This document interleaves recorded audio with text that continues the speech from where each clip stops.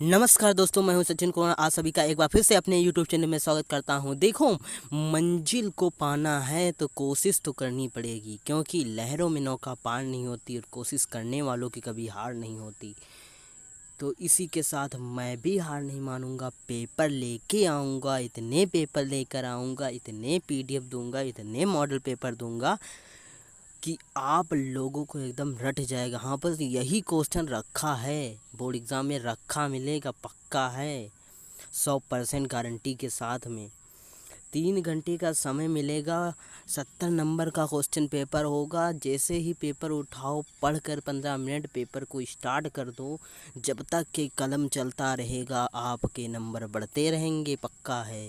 32 page भरो, दूसरी copy लो, उसको भी भरो, जितना हो सके उतना लिखो, जितना कंटेंट डालना हो उतना डालो, तभी आपका बेड़ा पार लगेगा। नोट में दिया है सभी प्रश्नों को करना है। हाँ, सही बात है, सभी प्रश्न करना अनिवार्य है, एक भी मत छोड़ो। आता हो या ना आता हो, हेडिंग डालो, कुछ भी लिखो, बढ़िया चीज़ लिखो जो उससे रिलेटेड हो। पहला क्वेश्चन आपके सामने प्रस्तुत है, सही विकल्प चुनकर अपनी उत्तर पुस्तिका में लिखिए। पहला प्रश्न है, एक प्रारूपिक आवर्तबीजी परागकोश में लघु बीजाणुधानुओं की संख्या कितनी होगी। आपने प्रारूपिक एक बीजांड मतलब आवर्तबीजी परागकोश देखा होगा, उसमें जो लघु बीजाणु होता है, लघु बीजाणु जो धानियाँ होती हैं, उनकी संख्या कितनी होती है। तो देखो, जो हमारा आवर्तबीजी परागकोश होता है तो उसके अंदर 2 होते हैं, तो 2 के अंदर हमारी 2 होंगी लघु बीजाणु धानियाँ, तो उनकी संख्या क्या हो जाएगी, 4 हो जाएगी।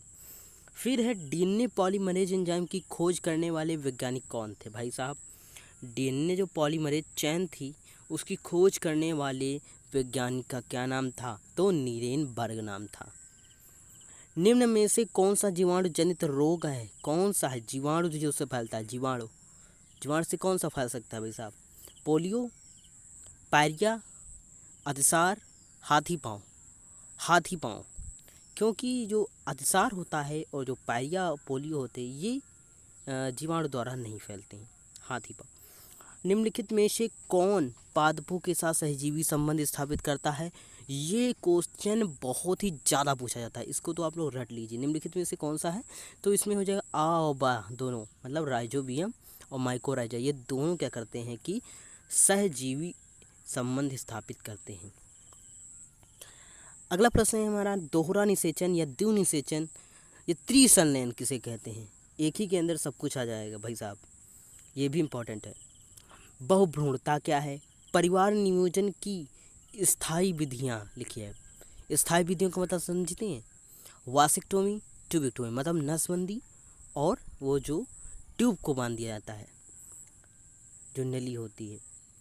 शुक्राणु जनन को परिभाषित कीजिए, मतलब शुक्राणु का जन्म कैसे होता है उसको परिभाषित करना है।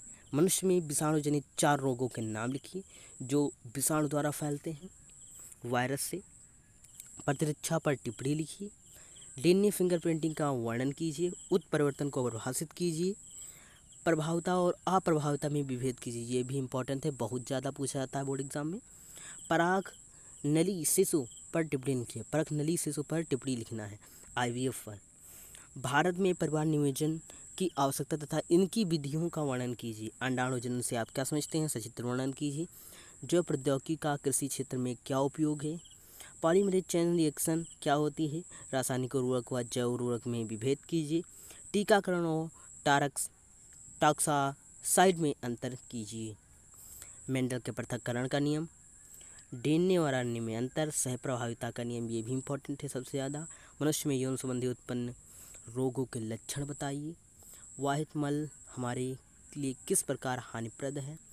एक परागकण की सूक्ष्म दर्शीय संरचना का सचित्र वर्णन कीजिए। पुष्पी पादपों लघु बीजाणु जनन का सचित्र वर्णन करना है। 8वां में भी ये क्वेश्चन दिया है। फिर 8वां नंबर क्वेश्चन है, परिवार नियोजन की आवश्यकता क्यों है। और फिर इसमें 8वां में दिया है एक। फिर उसके बाद कैंसर है, कैंसर के रोकथाम उकथाम, फिर मलेरिया का चित्र। तो ये सब मोस्ट इंपॉर्टेंट क्वेश्चन थे जो बोर्ड एग्जाम में पूछे जाएंगे। तो हमें लगता है हमने आपको बहुत अच्छा बता दिया है, तो आप लोगों को पढ़ना है, लिखना है और आगे बढ़ना है। Thank you.